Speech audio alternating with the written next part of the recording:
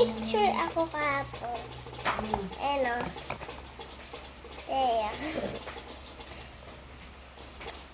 Buburahin ko na sana to, pero naano ako dito sa picture na to. Kaso, kaya guys, ganyan. Malaki pa yan eh. Malaki kasi space kasi maliit lang yung ano niya. Ayan, nag-picture ako. Pakita ko yun eh.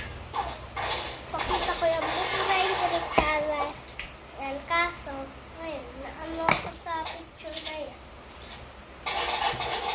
Tapos nag-make-up pa ako niyan.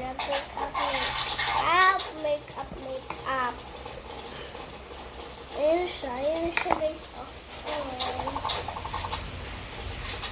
Ito pa na